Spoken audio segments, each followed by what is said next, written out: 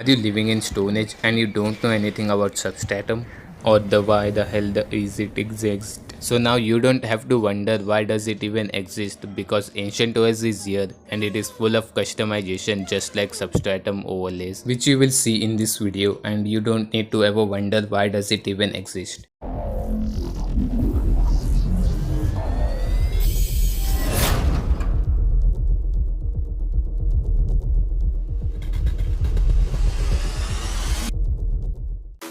Hey guys, in this video we will have a look at Ancient OS 5.4 build.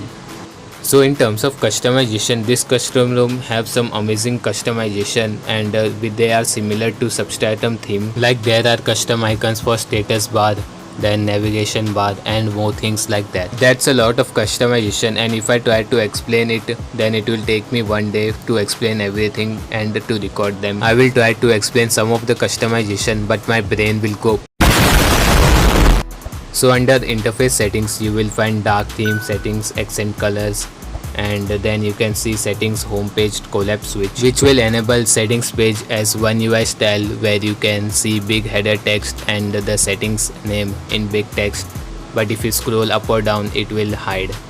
Sub settings collapse switch is a perfect example for that, as you can see. So as you can see, after enabling there is extra padding now, so that it looks like One UI or Android 12 style. From here you can change it to One UI or Android 12. Then there is collapse background, which changes the background of this, as you can see.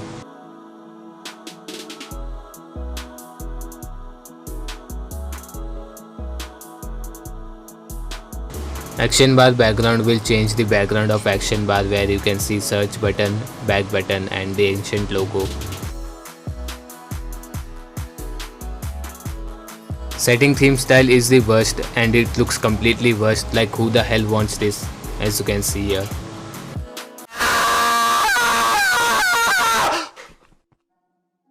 Settings homepage background is similar to subsettings collapse background, but instead this will change the complete settings background. Then there are many different body fonts. From this you can select any of them, and then there is icon shape, there is status bar icon, then data icon style, which is responsible for that 4G icon.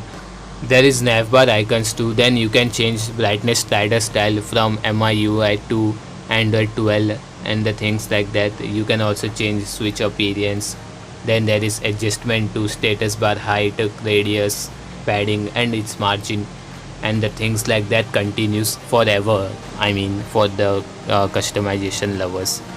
By the way, I'm thinking to continue video like this, where the background video will be of customizations, but there will be explanation of other things too, like CTS and worldwide, like I do them. So I will add images and video in between, and this video will be in background, but that image and that the explanation one will be in front. Didn't understood what I said? Well then GG, and watch this video till the end to know more. So when it comes to security features, there is face unlock and app lock too, but the build is permissive, which is a downside. Also, if you want to watch the complete customization video, there will be a different video for that, and keeping that different is a better option in my opinion.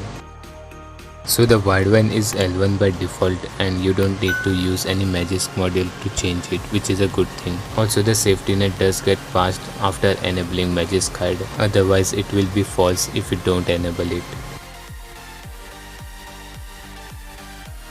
So I used the CPU throttling test, and the threads are set to 20 with the stock kernel. The results look pretty impressive, but is it good for gaming too? Let's find out. What we're seeing! What just happened? Target down. Hit. I need a weapon. Expire. Enemy down.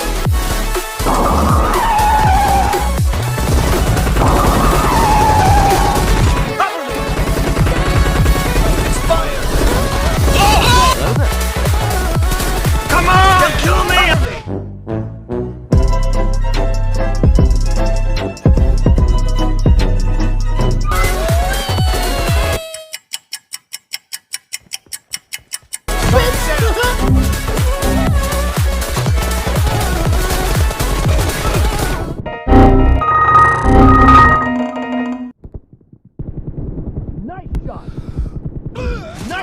Oh, hell! Run, boy, run.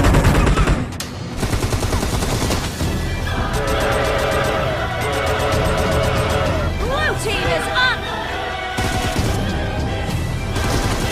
Target down. And the red team is in the lead.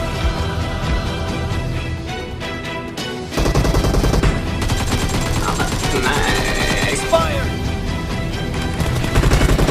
No mercy! We have a lot of time left. Red team victory!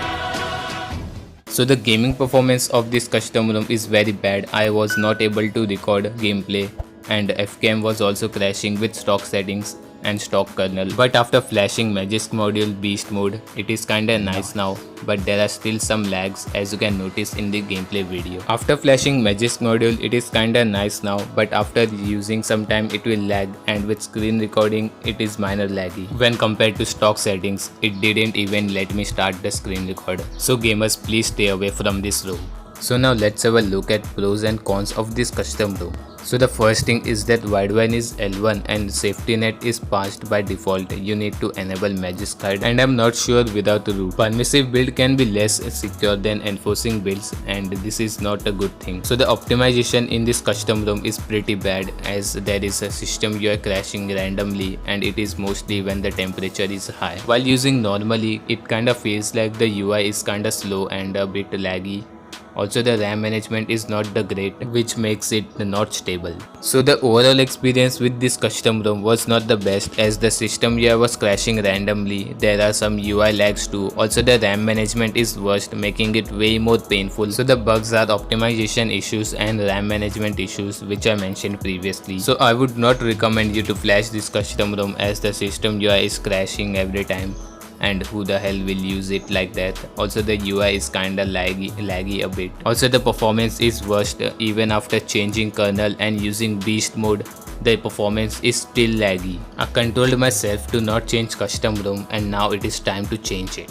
Also I feel like this one can be better for 4GB users, as the VRAM was set to 4GB and my device is 3GB.